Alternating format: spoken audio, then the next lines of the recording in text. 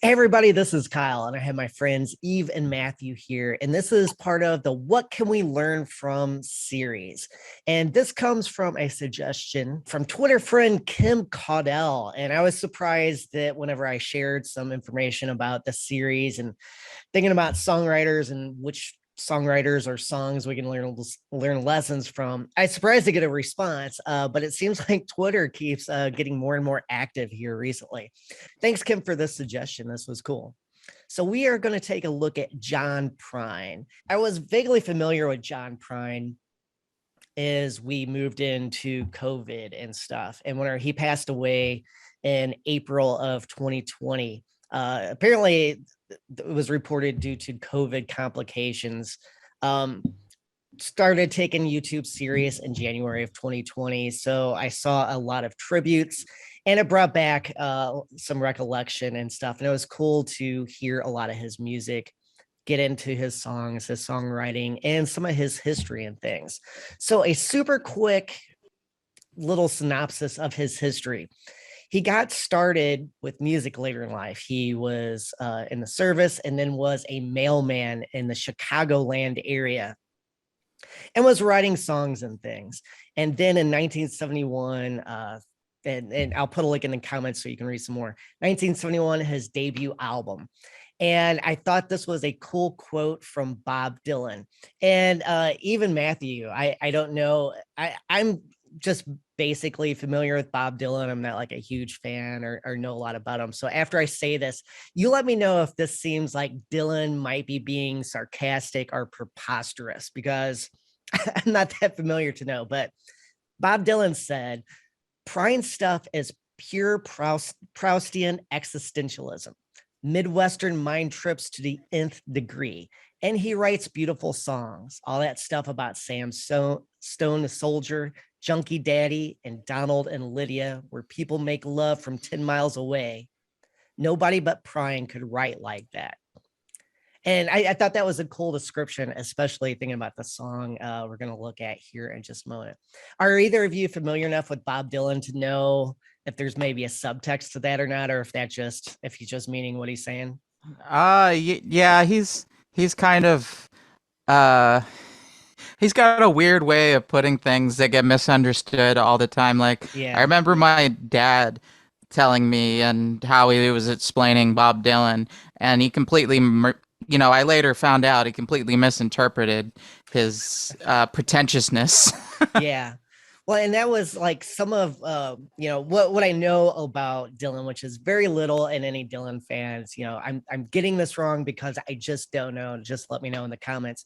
But yeah, it seemed that some of that, while very accurate about Prime, the way it's worded, and I know sometimes, because I teach, and sometimes when I'm trying to explain stuff in a very simple or pointed way, it gets really misunderstood, easily, just by virtue of me using big words or words that make sense to me and no one else on the planet. So here is the song we're going to take a look at, and this is off Prine's debut album.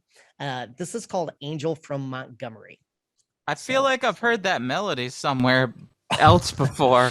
yeah, I same here. To me, the first thing I thought of when I heard this song is Can't You See by Marshall Tucker, or almost anything else from that Marshall Tucker, Skinner, early 70s swampy kind of sound. Uh, Yes. yeah, It was right before. I mean, this is from his debut record, right? You said? yeah, yeah, So it's right 71. like right before all that happened.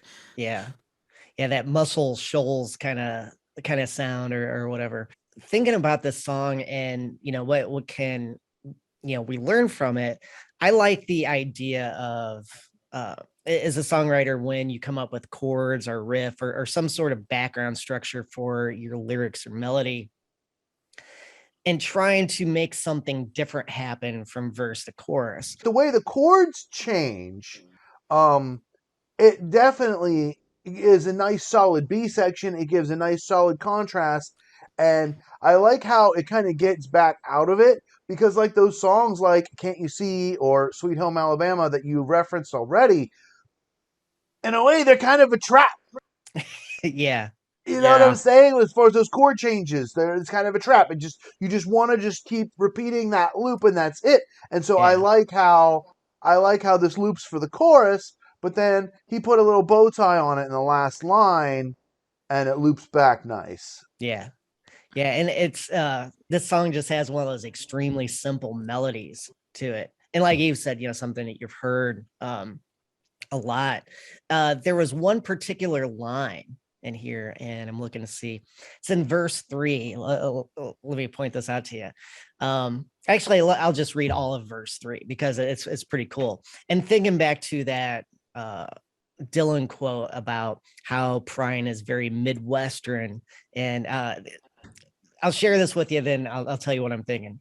So, verse 3, there's flies in the kitchen. I can hear all their buzzing, but I ain't done nothing since I woke up today. But how the hell can a person go to work in the morning, come home in the evening, and have nothing to say? What I like about that is, it does fit that Dylan description. That seems very Midwestern, very salt of the earth type thing. But from a songwriting point of view, what I like is how that gives so much insight into the character, into the people. I like the description here, and I just wonder how well it translates to other styles, other lyrical genres and things like that. What do you think of that part of that verse?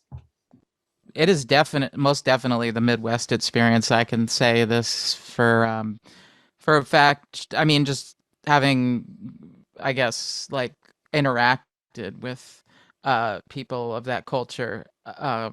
Yeah, it's Sounds like an anthropological experiment. Yeah, at one time when I was in the yeah. Midwest. Yeah, I mean, I lived there for 6 years, so Yeah. it was interesting coming from this very New England point of view. There's this stoicism Yeah. in the mid in the Midwest to like work to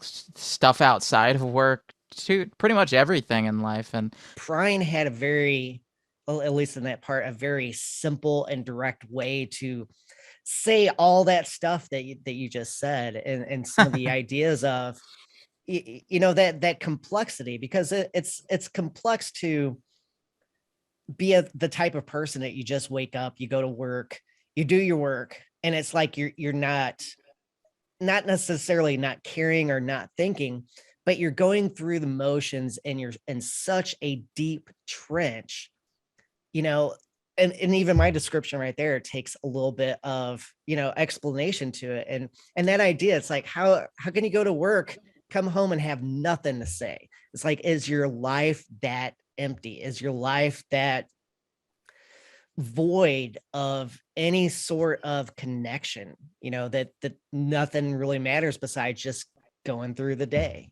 and that's a really deep and interesting idea, and Sounds like depression.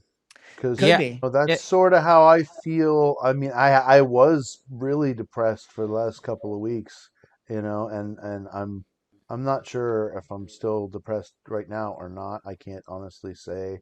I liked how that line kind of showed, right? It didn't tell, and you were talking Yeah. about that in the critique for Goodbye, which is certainly not one of my strengths, but it was apparently one of John Prine's.